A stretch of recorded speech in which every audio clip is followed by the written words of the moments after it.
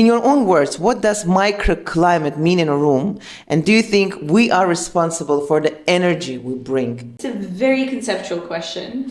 It's very hard to give a very specific answer to such a conceptual question. The way I understand it, I had a very comfortable room.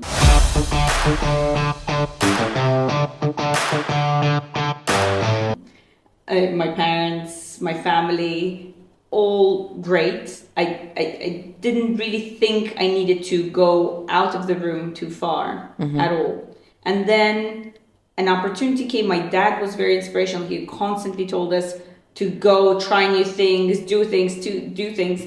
And my brother spent a year, an exchange year. Everyone around me had benefited from that exchange year in the States. And I was the one left behind. I was told they wouldn't send two children from the same family. So, you got to make your own way. So I'd finished my uni here and stuff. And then it's like, okay, what's next? I did start applying aggressively abroad. But I wanted to continue studying what I wanted to study, which was the Caucasian studies. So Amazing. It was leaving the room while maintaining some connection to back home. And I was extremely interested at the time in conflict resolution, international relations in our region. And then one thing led to another. There was only one university in Germany that had a specific course on Central Asia and the Caucasus. Oh, wow. I applied. And then I got a grant to go. And I'm like, okay. And just to be very clear, we were sure that my brother belongs abroad, I belong back home. And I would have a stable job, a lifelong career within Organe. Here in Baku, Yes, close to your family. Completely, and that would be absolutely fine. But then all of a sudden I'm buying my ticket to go to Germany, a one-way ticket to Berlin.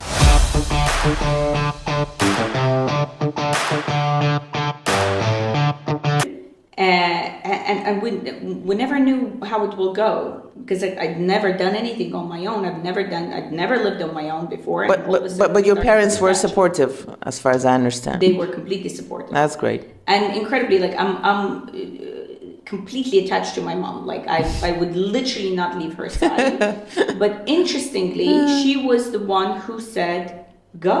Oh. And she was the one who, my dad was a lot more nervous about me, calling me every few days, asking me how I'm doing.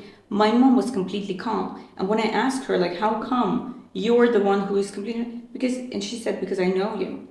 Oh, isn't that what we all want to hear from our moms? I know you, you're fine. You're fine. And she said that the trip that we did a year earlier to Moscow, she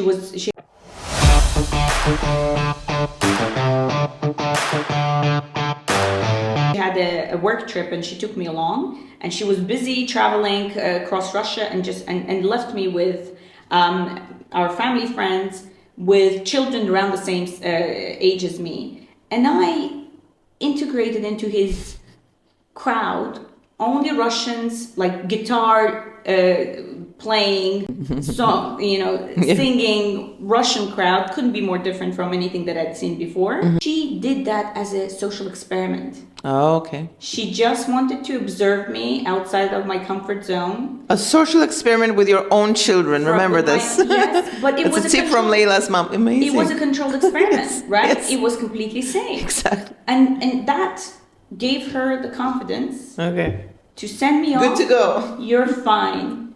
And she sent me off and she was absolutely fine. And I had that, like, I was comforted by her confidence. Yeah, absolutely. To go and do my own thing. And it was like, I was a bit lost. I felt vulnerable. I didn't know how, like, nobody's cooking for me. Then I made my Georgian flatmates cook for me. I was the baby in our so, but then gradually that became me.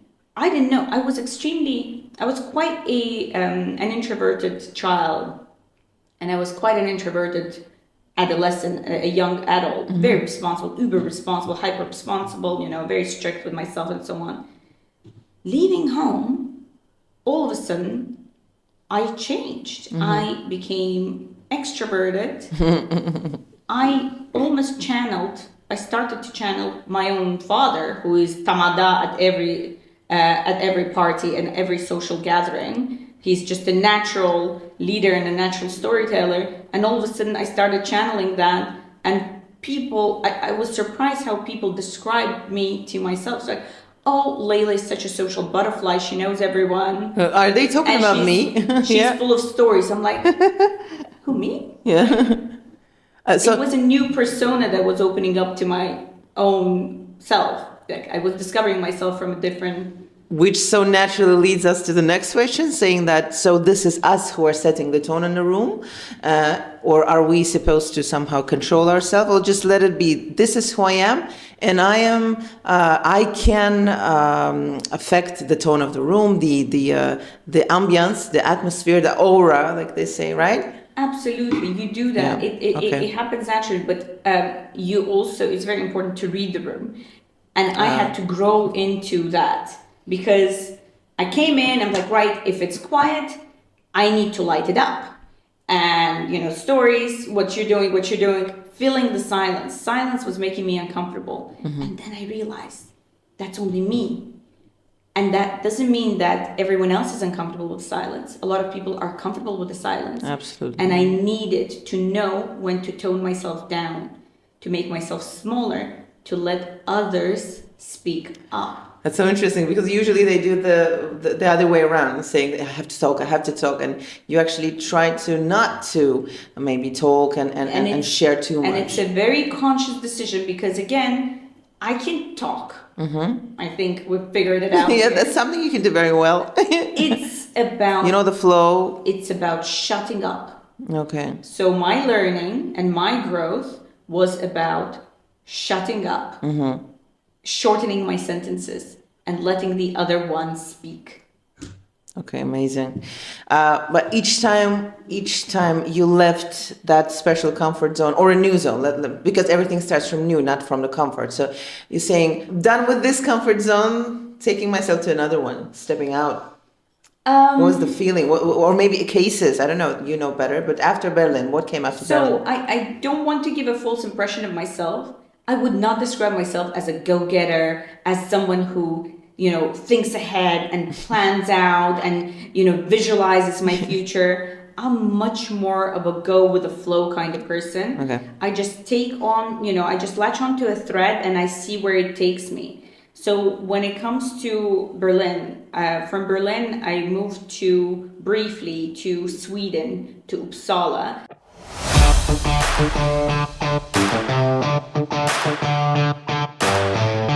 And that was because I was very interested about an internship, and I got an internship with an Institute of Silk Road Studies. Okay. In Uppsala. Okay. And that was what got me into a new environment, right? I applied, I was accepted, so I moved. I didn't think twice about it. And it was a completely different environment, I spent a few months there, both in terms of just working and understanding what it's like to work, but also socially. I'm so used to, because it's been 20 years, I'm so used to being in the room where not only am I the only Azerbaijani, I'm the only Azerbaijani anyone has ever met. So there was a freedom in that, because I could set the tone. I could decide how they will remember or how they will understand what being Azerbaijani is. Yeah, absolutely. Is about. And that gave me a lot of freedom, and everyone knew that when they were talking about someone Azerbaijani, that was me, So it was a completely different environment. But then I returned to Berlin, and I got an internship in Geneva with the International Labour Organization. So you knew you would be going back to Berlin and looking for a new opportunity. Because I needed to finish that was the internship in the framework of my master's degree. A short-term one, okay. A short-term, and then I had to return, write the thesis, and then get a job, whatever. Okay. So I started applying aggressively everywhere, and ended up getting an internship at the International Labour Organization in Geneva.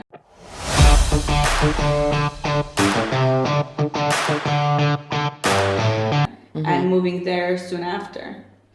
And every time you took a new step, what was it that you would rather leave behind and take with you? It also actually concerns everything, like even to the material objects. Like, would there be something that you would always take with yourself? A piece of art, a piece of literature, a book, something from back home, from Baku, something that moved with you apart from your personality, which was changing on the way, right?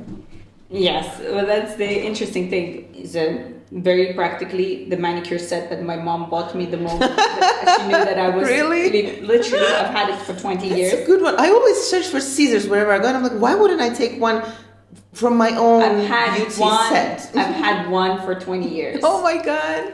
The other thing, so traditional. The other thing is the Quran. Oh, okay. And my dad was shocked when I was moving to Berlin. I had one suitcase and one backpack, and it was a big suitcase. And then I put a massive, thick book, Quran, into my backpack. He said, "What are you doing? That's a heavy book. Like, why do you need a book?" I'm like, "Daddy." Wow. Russian or Arabic? In Russian. Yes. And I took that with me, and I actually only started reading it properly once I was in Berlin. Okay.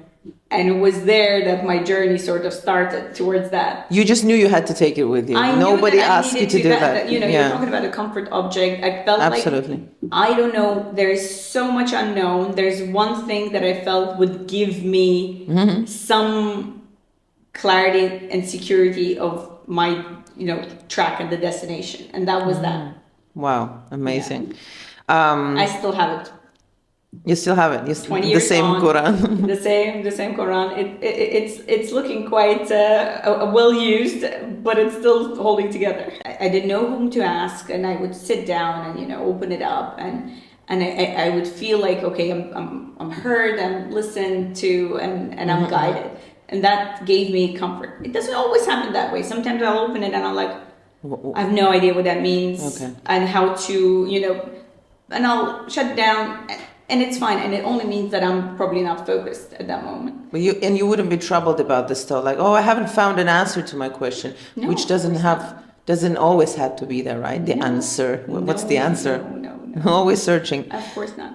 But I remember when I moved to Berlin, and again, there were lots of evenings on my own with my thoughts and trying to figure things out. And I remember just sitting there and writing down what I wanted for myself, just writing things down, like just blindly.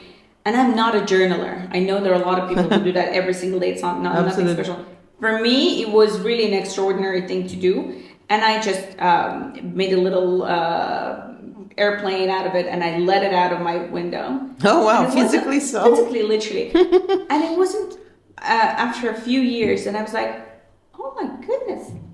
Everything I'd written there actually came true. Yeah. It actually, but the lesson from that was everything I wanted, or I thought I wanted, came true, but it wasn't necessarily what I needed. So my lesson from that was, be careful what you want. You will definitely get it. You'll get it, no problem. But is it what you need? Okay. Did you switch from that moment on? Did you say, okay, I'm changing the way I write things for myself, I wish things for myself? Exactly. I'm just a lot more careful about how I formulate wishes, because I know they come true. Wow, amazing. So we were talking about your third move to Geneva, to international organization, and I was thinking about asking about personal values. Do you think that each time you moved, there were some values that have changed in you? I mean, we all have our values, but do you think they improved, or they just changed, took a new shape, however you name it? And what was that? Anything special about scheduling, about disagreeing, about simply expressing emotions, maybe? Something that you'd say, okay, I'm changing here. I definitely am changing. I'm in the posture, anything. So maybe I will say something about slightly different about my studies, right? I started with studying the Caucasus, like the Caucasus, and all I wanted to do is resolve the conflict in the Caucasus and achieve peace in the Caucasus and lasting peace and so on. Then I moved to Germany. I started studying Central Asia, and in Sweden as well, working in the Institute of Silk Road Studies, a wider region, and learning all of a sudden a lot more about the conflicts in that region and what happened elsewhere. And then I moved to the UN and started working on the least developed countries, which is a huge cohort of countries that have lowest GDP and are fighting poverty. We were working on how to address poverty. And every single time, my lens about where my energy is needed, where that is most required, widened and widened and widened. And I went from thinking, no, this is just the unique thing that never happened before, never happened again. It's just completely necessary and urgent, to a much wider lens where I became a lot more globalist and a lot more sort of humanitarian in my outlook. Mm-hmm. And that, I would say, that changed a lot more. Away from sort of micro view to a lot more macro wide lens view. Mm-hmm. That's one thing. In terms of like personal, just how I behave, studying at university was one thing where there was very clear, students around this age bracket versus professors around this age bracket. Mm-hmm. Beginning my career, that was all mixed. You were a colleague. And knowing all of a sudden how to both overcome this age gap and the respect, and you are now colleagues, so you're working together, you can ask for something, you can offer something, to also knowing that you are perceived differently as well. So it made me a little bit more, maybe less vulnerable, maybe protective. Okay. I closed defensive. Up a little bit more defensive, protective of my own space. Less trusting of spontaneous interest in me. So the spontaneous interest in me was not because I am filan kesin kızı, or spontaneous interest in me wasn't because I am a promising student, but spontaneous interest with me was ... unclear. So I was like, okay, no, I will need to set boundaries and be very clear, and clarify the intentions as well before engaging with anyone, in a project or conversation, anything. In a conversation or whatever it is. Yes. So just get that clear. Like, what is the intention? What are we trying to achieve? Why is this meeting necessary? Just a little bit clear. That helps. Which affected as well your verbal ability, like to put things into words, emotions into words, or wishes into words, right? Because sometimes in our identity, here in Azerbaijan, we could say that we sometimes understand each other on a more emotional level, right? The things, how we even use gestures, the manners, the emotional background and everything. So we know that it's a small city. Somehow we get to know each other and make this spontaneous, fast decision about who we are, like the summary of who we are. Oh, she is from there, meaning she is like this. But is that my cultural identity? After I've traveled so much and switched from one place to another, and then I studied and started working in another city in Europe, not even close to Baku, with its totally different cultural heritage. Mm-hmm. So after this third move, which is Geneva, who you think you became in this cultural sense of the word? The lesson that I learned over the years, and I'm trying to practice it, probably one of the most practiced lesson, is being very specific in your communication. Not taking anything for granted. I still slip up. It happens all the time because circumstances change and context is always evolving. But be as explicit while being respectful and tactful and so on. But once you've had a conversation and you feel good about it and you're like, okay, everyone is clear about the next steps, don't take it for granted. Sit down and follow up with an email with 5 bullet points. It was great to meet you. We discussed this. We agreed this. These are the next steps. Just a few bullet points, very short sentences. Are we talking about work, or are we talking about work and leisure? Work. Do you talk like that with friends as well, saying, hey, that was a nice party you threw last night. Thank you for that. Oh yeah, the thank yous is a very English thing. It's you. Yeah, I'm still getting used to it. They love saying thank you for Yes, things. absolutely. You thank you for cooking dinner. Of course, I cook dinner. Like thank you for having us over. That's my duty. Like I, of course. Like have you been to my family? Like do you know my dad? Like of course, the It's a door's always normal open. thing. Yeah. Oh, thank you for offering me tea and stuff like that. That's like yeah, you need to get used to thank you and return the thank yous for the most sometimes obvious Thank you for things and stuff coming. like It was yes, great having you. thank you for coming, thank you for having us over, thank you, writing thank you cards after birthday parties, all those things. You just mentioned that word intactful, and that you have to be, you have to avoid those situations where you're intactful. You have to think about how you answer people after or before something, there's something that should be done, a project, anything at work. Still talking about your third move. Was there a moment when you actually understood that you have to maybe get, it's not even a comfort zone, but out of your personality, you would have to answer in a different tone, which is not you, and that's not tactful maybe, but you have to reject something. You have to say no, you have to stop something from happening at work or around you in your daily life, but again, during your travels, your life abroad. So how was it that you learned to maybe shape those, saying maybe negative emotions into a form somehow, Yeah, and speak them? it's very hard. In my work life, for instance, when I need to give feedback, after every year, twice a year, we have a round of feedback, and I need to give honest, constructive feedback to people who work with me. And I really believe in feedback. I treasure feedback tremendously. I still remember all constructive feedback that I received. I forget the good things that people say, but the things, because they are already there. They're not asking me to change. They're not asking me to take something with me. But the constructive feedback has been what has helped me grow professionally massively. And I take that into my life as well. And I want to give that benefit to people who work with me as well. So giving constructive feedback is very important.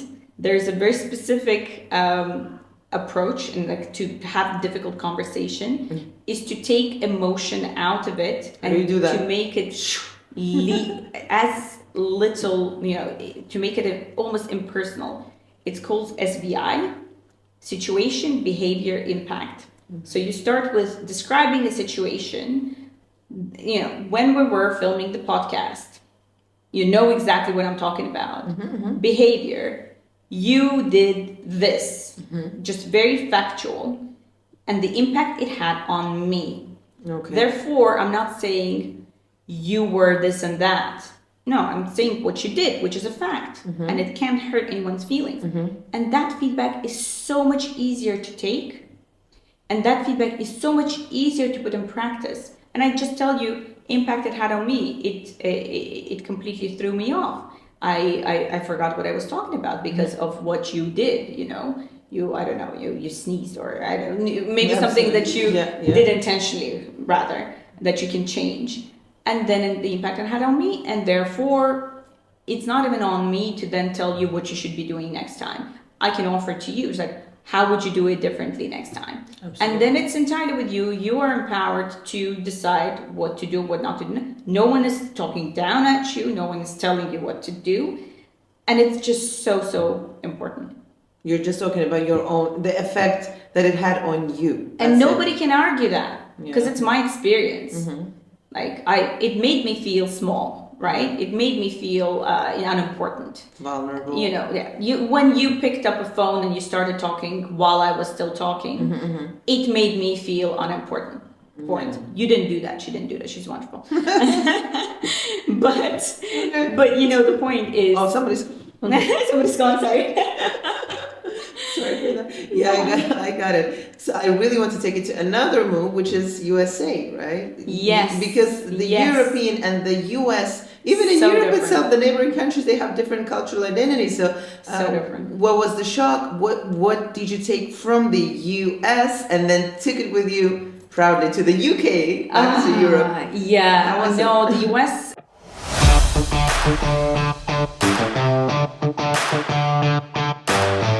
So I moved to the US for a job at the World Bank, but it was also actually, I left ILO and I left Geneva because we got engaged with my. You met Matt, yes.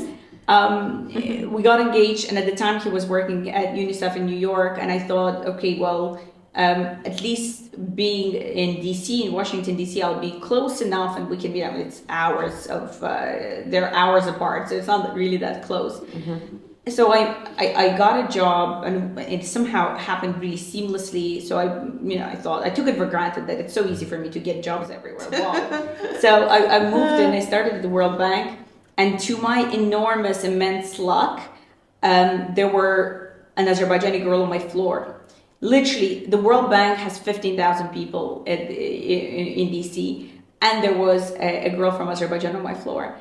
And she's still in my life. She's the most precious thing that I've taken from America. I promise you. You're still in touch. Not just in touch, like your friends, your friends, dearest, not more than friends. I came from the UN, working at the International Labour Organization, very, let's say, ideologically much more socialist, to the World Bank, which was a lot more different.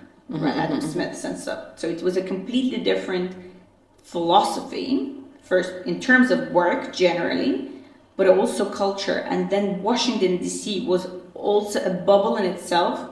It was around the time, it was 2012, and it was around the time of the re-election, and everyone you met around was a lobbyist, a campaigner, someone who works at the World Bank. Everyone you met at the World Bank had all graduated from Harvard Business School. And it was just it was all about networking, and it was all about talking. Like, what university did you go to? And I'm like, Humboldt? Like, yes. Nobody knows. Where? Humboldt what? They just don't. And they needed for you to tell them so that they can form an opinion of you in 10 minutes. Oh. So what you're about. Which is also very, it's a huge way of somebody's opinion. It's diminishing. Yes. Very simple, and it became, and when I had a good conversation with someone, and someone was extremely open, and you're like, oh, I would love to have a coffee with you, and so on. I'm like, oh, what a sweet girl, great. And my friend was like, she's networking, she wants a job. You'll never see her again. No, you will see her again. You're guaranteed to see every single person you exchange numbers with in Washington, because everyone is networking to build a career at your expense or thanks to you. It was insane. Wow. And I just felt so out of place there. Everybody thought I was Hispanic, so everybody spoke Spanish to me in the streets and everything. But in the work environment, I felt like I was a bit of an outsider. So actually that was one thing where I was like, okay, maybe America isn't my place. I just got shaped in Europe so much more. You felt it in that moment. That was the moment I was like, yeah, I don't think I will be happy here long term. Maybe Washington is a very different place. Maybe that was a place and time, but it was different. So it's very interesting how it connects to this question, saying that how do you hold on to when you're in rooms that don't reflect your values but still require your presence? Because apparently Washington required your presence but didn't reflect your values. No. So was it the moment you understood, okay, I'm ready to make the next move? Yeah. Calling the universe. It was a lot of the times there were a lot of talks and brown-back lunches organized, discussing labor, which is my professional background, like labor rights, employment as a way out of poverty, and so on. And it was a very different approach at the World Bank. It was like, nope, you invest in business, you let the business grow, and things will happen naturally. And they were just slowly moving into thinking that, apparently job creation doesn't always naturally flow out, or poverty reduction doesn't always naturally flow out of wealth within the country. And sometimes you really need to be, to strengthen the role of the government in job creation, or at least facilitating that, in order for that wealth to translate into people and be distributed among the people. I felt like, oh wow, I'd taken it for granted that was how people were thinking, just because that was all the talk, at the ILO, International Labour Organization, at the UN, in Geneva. And it was so different. It was viewed so differently in the States, very different culture, where people can be hired and fired on the spot, right? There's no job security, no nothing. And I really truly believed in, social security, social benefits and protections, like job protections, labor rights, and so on. So it was really something that I was like, okay, maybe it's not going to be my thing. And I didn't feel like I could change anything there necessarily. And you don't have to. And it's just not my place. It's just, this isn't my place. And I was ready. When it happened around that time, when we were like, okay, my husband moved to Nepal, literally 3 days after we got married. We got married in Barbados. We flew back to New York. We packed up his bag and sent him off to Nepal. And at the time, at the airport, he said, I will only get on that flight if you promise to have lunch with me this weekend. I'm like, what do you mean? You need to go. Your job is starting. Like, we've agreed this. Like, and I'm like, this is a plan. We must follow the plan. And he's like, no, I'm not going. I just got married. This doesn't make sense. I'm not going. I'm like, okay, you go. I'll meet you for lunch. Fine. So I returned from New York back to DC.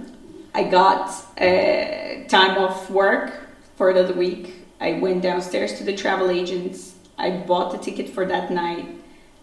And I packed my bag. I threw a few things away. And I went straight to the airport with my friend Nigar, who drew me there. And off I went on a 28-hour journey to Nepal to have lunch with my husband. Your husband. Amazing. Just as we promised. Yes. Wow. Truly, these stories are both motivational, inspiring, but then also make you think, can you do that? I mean, about anyone who hears this now, can I do that, really? Take fast decisions and just go where it takes me. But then you also mentioned that in the US, people get jobs and lose jobs. It might be a matter of a week, right? So I remember the story from the culture map that I always give examples from this book, where the Mexicans who were working for the US company, they were shocked when nobody actually remembered them a day after they were fired. There was no goodbye party. There was nothing. It was just goodbye without any traces. So my job right now is at this. It's a non-governmental organization. It's a agricultural sustainability organization. It's called Better Cotton Initiative, and my job there is to look after labor rights within our standard. So basically, it's a sustainability standard. We check how cotton is grown and certified, right? That the cotton is grown in line with the standards that we have set, ensuring that cotton can be grown sustainably. Apart from the certification, there's a lot of capacity strengthening, capacity building of the farmers and farming communities to equip them, give them the tools, give them the knowledge to improve their practices, make them much more sustainable, so on. And my focus there is on labor rights, ensuring that the way people are hired, the way people work, the working conditions are all decent, sustainable, in line with the laws and regulations, but also with good practice, ensuring that both the people and nature can survive and thrive. Right? Absolutely. That's the point. But then speaking with the US colleagues, you can sometimes discuss workers' rights and how, we need to make sure that people who pick cotton or who do the weeding agree to their rights, or at least understand their rights. Do they have contract? Do they not? And she's like, I've worked for my colleague in the US. She said, I worked for one of the largest brands in the States for years. I never had a written contract. Oh, in the U.S.? That's just written contracts. It's just not that. You get your some paperwork, you get your I don't know, Social Security, and you get your pay and so on. There's no need for a contract that says you're going to come at this. You're going to do this. Is it something new? It's always been like this. It's always been like this. Yeah. Okay. Yeah. So that's why sometimes when I'm trying to do the same, ask of them the same things we ask of our farmers in Uzbekistan. They're like, no, you can't ask that because this is not culturally, this isn't done. It's not accepted. No. Wow. There's actually, in some ways, there are a lot more structure to recruitment in Uzbekistan than there is in the States. Wow. Yeah. Good to know. Thank you, Leyla. Thank you so much. And maybe your last move, which is back to UK, No, right? that from New York. Yeah, I went. It was from Washington. I went to Kathmandu. Nepal. Yeah, and then was back to Geneva. Oh wow! I didn't know about back to Geneva. Back to Geneva for 2 years. Oh wow, that's a long period of time. 2 years. That's 2 months. I would expect to hear 2 weeks. 2 years. 2 years.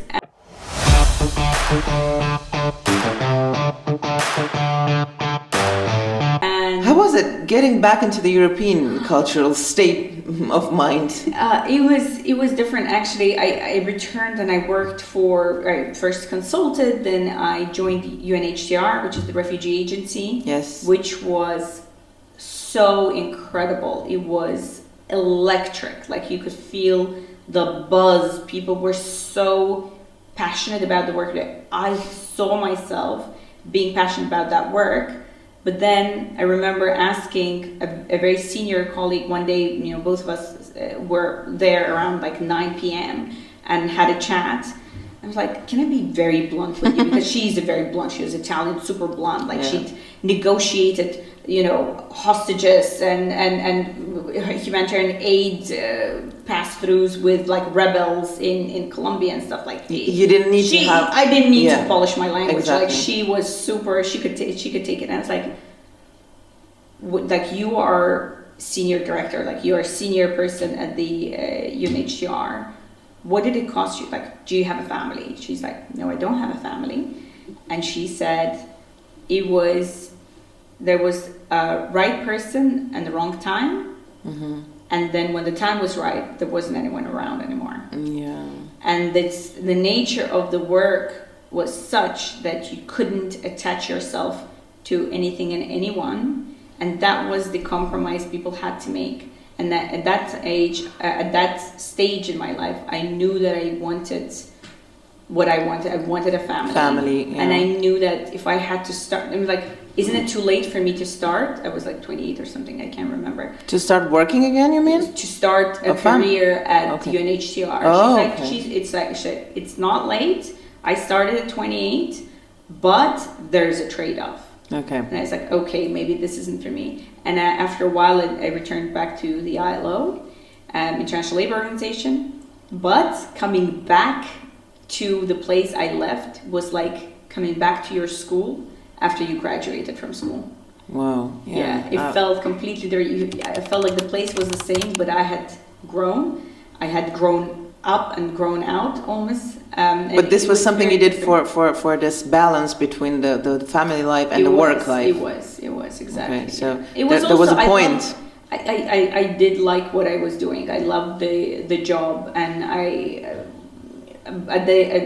at one point we decided that we're moving to the UK. Mm-hmm. We're leaving the UN system because both my husband and I were working within the UN system. We decided that for the sake of stability, because UN can be exciting, can be great and whatnot, but it doesn't give you much stability, being in one place and actually planning ahead. And for that, we knew that we were going to be moving and doing that in the UK, where my husband is from.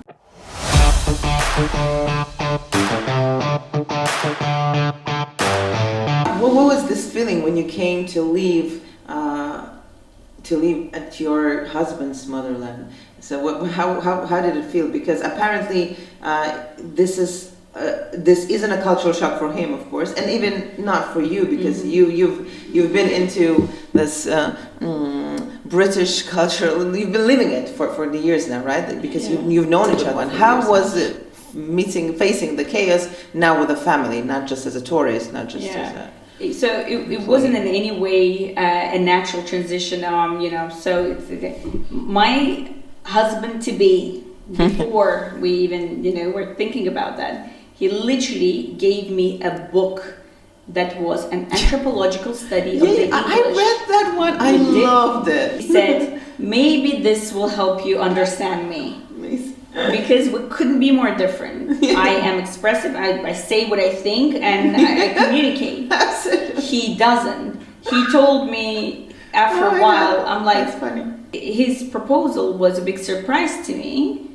And he said, what do you mean it was a big surprise? Don't you remember when I made you watch that film about a wedding that I wanted to marry? That was a sense. I'm like, what? Watching a film really together funny. About a wedding, and I was speaking about high context. Oh my goodness! Yeah, exactly. Like, oh my goodness, he wants to marry me. Of course, if you wanted to marry me, you should have said so. Exactly. No, instead he kept it secret, so much so that I thought something was going wrong, and then he came with the most extravagant proposal, caught me off guard, that made me almost faint and gave me a big headache because I didn't expect it at all. It was all for the sake of a surprise. I'm like, I don't like surprises. Just tell me what your intentions were. But that's very interesting because in Azerbaijan, we do have high context as well. We say things in one way, but sometimes we expect the person to understand in another, like my nana used to do. My grandmother, she would joke, but nobody knew if it's a real joke or she actually means it. So it'd be like, I would ask my dad then, like, did she really mean it?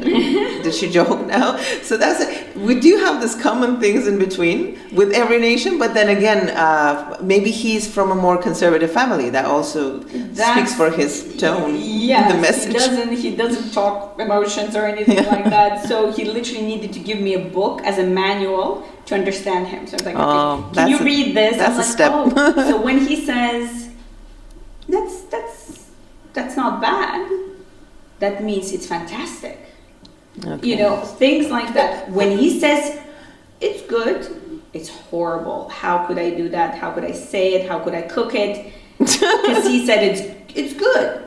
That means it's awful. Oh, good. But if he says it's not bad, it means it's great. Do you actually ever go to those roots of the question? Do you say, what did you mean? What did you just mean? Because I don't understand. You need to explain yourself. It's hilarious. Yes, but then I also the first time I went, even before meeting Matt, the first time I went to London, I was shocked. I thought I'd grown up speaking English. But then I was shocked how little I understood, because I'd grown up hearing American English, and yes. I always say my English is MTV English because I watched it so much. Yeah. And so I started watching UK British TV to train my ear to the language, different accents, and so on. And then I got sucked into it. I thought it was fascinating. There are these reality TV shows of like. Come Podcasts. Dine With Me and so on, like old shows. I'm talking about like 15 years ago. Oh. I watched them for hours. I thought it was fascinating. So I think maybe that it conditioned me to an extent. But moving to London, then you realize it's so international. Like you never had to worry about anything in the first place. So I feel probably of all the places I lived, I feel most at home in London. Oh. Nice. Thank you, Leila, for sharing all these emotions. It's beautifully described by you. Whenever you do something or move somewhere, what is it that you, maybe this value or the principle, you name it, that you take with yourself? Not a physical something this time, but something that you just stick to, a thought, a feeling that, okay, like for example, Scarlett O'Hara said, we'll think about it tomorrow. But maybe you have a phrase that resonates with you and describes your feeling every time you leave the room and think about the new space you're going into. It could be in the same geographical location, but different mindset or different conditions. You know what? It probably comes with age, and it's not an easy question. But I think I would say the wisest and the most useful thought that I've only just acquired recently is to just say, like, I'm fine. Wherever I go, it's gonna be great. It's gonna be great. I'm gonna be great. They're gonna be great. It's gonna be a new experience. And every time you meet a new person, you see yourself from their eyes, and it's like having amazing different mirrors to look at yourself with. It's just a way to explore yourself further. So it's just, I remember being invited to by a former colleague, an older gentleman, but we kept in touch. He was my supervisor during one of the hardest job experiences, work experiences that I ever had in Uzbekistan, monitoring, forced labor and child labor in the country. So you went physically, you worked in Uzbekistan? I worked in Uzbekistan how long for, did you for stay? a few months. Oh, wow. And it was the hardest task that I'd ever done. And he was they called him a guru. He was a very polished English gentleman who was just my lifeline. I would call him and this is what's happening. What do I do next? What do I do? And we stayed friends. He's retired. He moved back to London, where he's from. I met his family. I met his wonderful wife, who sadly passed away a few years ago. And he, I was very touched when he invited me to her memorial a year later. And I knew that I definitely wanted to honor his invitation, but I didn't know anyone there. The only people I'd known were him and his wife, who was now gone. And I really looked like, what am I going to do there? I know he will be busy. He has all these people coming. I will be on my own. And I just thought, come what may, I'm just going to go and be myself. I had such a wonderful time. And I met completely different people, had fantastical stories from people who, played a role he comes from a different generation, and his friends have made ripples in their own spheres, in their own professional areas. And it was fascinating to get to know them in just that one bubble. And then to get to know me as well. It was just such a wonderful experience, and the memorial itself was beautiful. And when I heard, him, his children, the nieces and nephews and friends talk about the wife who'd passed away, I thought to myself, you know what? I want people to talk about me like that someday. I felt like I want this to be my memorial one day. If I'm gone, I want to have left that. This is amazing. Leila, this morning I was just reading Stephen Covey with the 7 Principles of Highly Effective People. And this chapter of one of those highly effective manners and principles in life, it starts with this very line. Imagine you are at your own funerals. How would you want to be talked about, described like? So, wow, Leila. And I heard that. And I heard that, and I'm like, what? This is what I had to come here for. It was wonderful, and I should never hesitate. At the same time, if you want to say no, by all means say no, don't feel obliged. I think boundaries is something that I need to work on as well. Just sometimes saying no, although my instinct is to say yes. So that's the stage of my life when I'm trying to learn that new skill. But so far, saying yes has worked for me in most wonderful ways as well. Thank you, Leila. It was very, very inspirational, and I hope not for only me, but everyone who was watching us, and those people who've known us from the childhood or from school, from whatever, and simply these thoughts that you shared with us. I really hope that they resonated with everyone. Even if one thought resonated with somebody, I think we already spoke about something very important for anyone who is experiencing the need of leaving the room in order to explore life and explore themselves. Thank you, Leila. Lovely, it was a pleasure.